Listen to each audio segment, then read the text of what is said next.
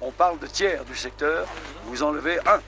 Alors qu'on vous a appris 1, 2, 3, 4, 5, 6, pour ne pas vous trouver dans les maïs en face. Là, il n'y a pas de problème, vous allez dans le vide.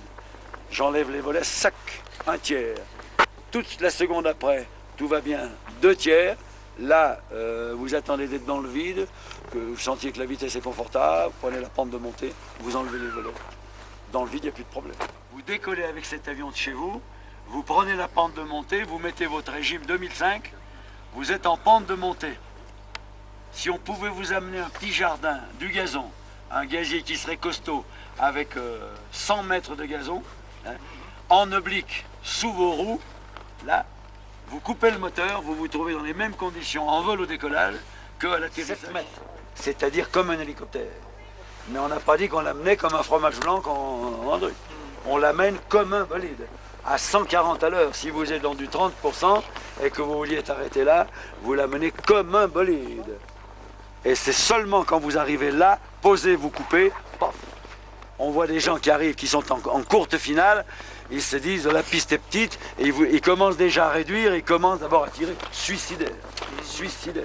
Il est arrivé décontracté en se disant, bon, un de plus, si, ben, ce jour-là, où il fallait qu'il se renseigne, c'était en haut à droite et non plus en bas à gauche. Il a laissé 2 roues dans le trou.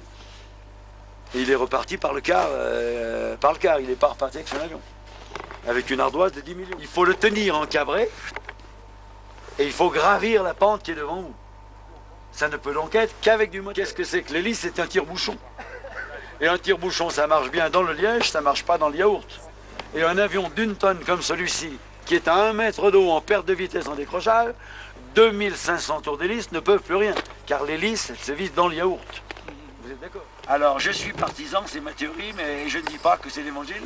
Je suis partisan d'être très, très légèrement court, en étant conscient qu'on est court, mais vite. Vous pourrez toujours vous remettre exactement sur orbite au 10e de seconde.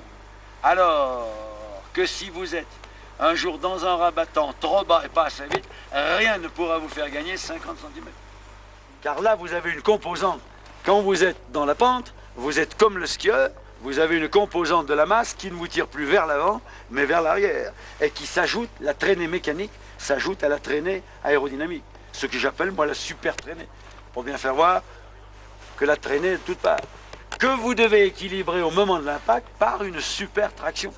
Et vous vous posez court parce que vous avez d'abord créé la super traînée que vous équilibrez par une super traction. L'avion, au moment où vous allez le poser, où il va toucher les skis, hein, c'est une corde qui tire 2 mecs de même force. La corde est tendue, elle est raide, hein, l'avion touche, vous créez le déséquilibre en coupant le moteur, en réduisant un fromage blanc, un fromage blanc.